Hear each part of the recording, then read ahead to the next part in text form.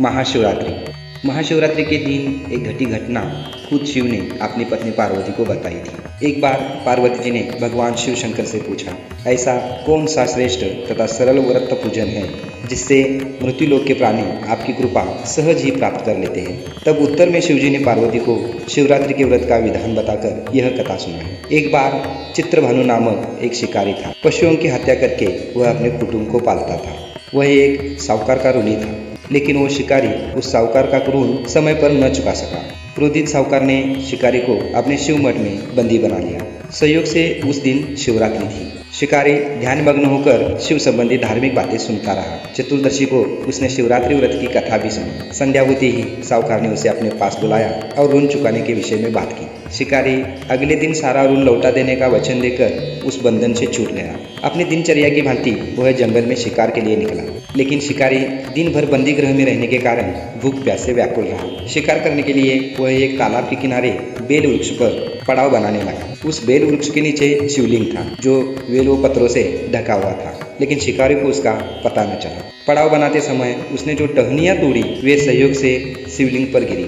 इस प्रकार दिन भर भूखे प्यासे शिकारी का व्रत भी हो गया और शिवलिंग पर बेलपत्र भी पड़ गए। एक पहर रात्रि बीत जाने पर एक गर्भिणी मुर्गी तालाब पर पानी पीने पहुंची। शिकारी ने धनुष पर तीर चढ़ाकर उसे मारने का प्रयत्न किया, तो उस वक्त वो मुर्गी बोली, मैं गर्भिणी हूँ, शीघ्र ही प्रसव करूंगी। तुम एक साथ दो जीवों की हत्या करोगे जो ठीक नहीं है। मैं बच्चों को जन्म देकर शीघ्र ही तुम्हारे समक्ष प्रस्तुत हो जाऊंगी, तब मुझे मार लेना। तब शिकारी ने अपना बाण पीछे ले लिया और उस मुर्गी को जाने दिया। मुर्गी जंगली झाड़ियों में लुप्त हो गई। कुछ ही देर बाद एक और मुर्गी उधर से निकली। उसे देखकर शिकारी बहुत खुश हो गया। वो मुर्गी समीप आने पर उसने धनुष पर बाण चढ़ाया। तब उसे देख मुर्गी ने विनम्रता पूर्वक निवेदन किया, हे पारधी, मैं थोड़ी देर पहले ऋतु से निवृत्त हुई हूँ, कामातुर विरहीन हूँ, अपने प्रिय की खोज में भटक रही हूँ। मैं अपने पति से मिलकर शीघ्र ही तुम्हारे पास आ जाऊंगी। शिकारी ने उसे भी जाने दिया। 2 बार शिकार को खोकर उसका माथा ठनका। वह चिंता में पड़ गया। रात का आखिरी पहर बीत रहा था। तभी और एक मुर्गी अपने बच्चों के साथ उधर से निकली। शिकारी के लिए यह स्वर्णीय अवसर था।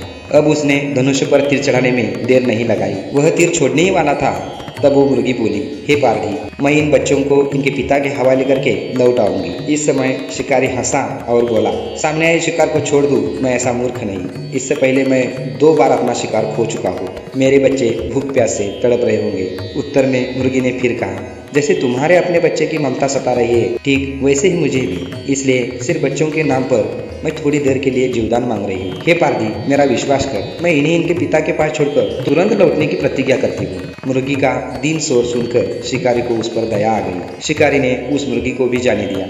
शिकार के अभाव में बेल वृक्ष पर बैठा शिकारी बेल पत्र तोड़ तोड़कर नीचे फेंकता जा रहा था। अब उसके बाद एक धष्ट पुष्ट मुर्ग उसी रास्ते पर आया। शिकारी ने सोच लिया कि इसका शिकार वह अवश्य करेगा। शिकारी ने बाण खींच लिया। ये देखकर वो मुर्ग विनीत स्वर में बोला, हे पारधी भाई, यदि तुमने मुझसे पूर्व आने वाली 3 मुर्गियों तथा छोटे छोटे बच्चों को मार डाला है, तो मुझे भी मारने में विलंब ना करें, ताकि मुझे उनके वियोग में एक क्षण भी दुख न सहना पड़े। मैं उन मुर्गियों का पति हूँ। यदि तुमने उन्हें जीवदान दिया है, तो मुझे भी कुछ क्षण का जीवन देने की कृपा करो।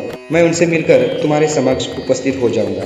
अब उस मुर्ग की बात सुनते ही शिकारी के सामने पूरी रात की घटनाक्रम घूम गया। उसने सारी कथा मुर्ग को सुना दी। तब मुर्ग ने कहा, मेरी 3 पत्नियां जिस प्रकार प्रतिज्ञाबद्ध होकर गई है, मेरी मृत्यु से अपने धर्म का पालन नहीं कर पाएंगी। अंततः जैसे तुमने उन्हें विश्वास पात्र मानकर छोड़ा है, वैसे ही मुझे भी जाने दो। मैं उन सबके साथ तुम्हारे सामने शीघ्र ही उपस्थित होता हूँ।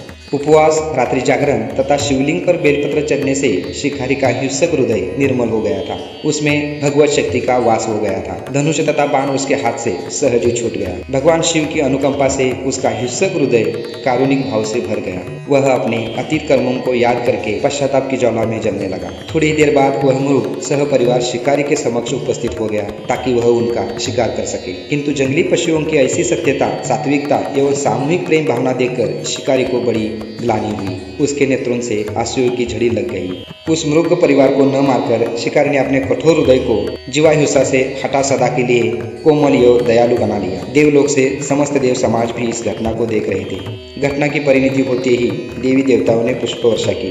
तब शिकारी तथा मृग परिवार मोक्ष को प्राप्त हुए। हर हर महादेव।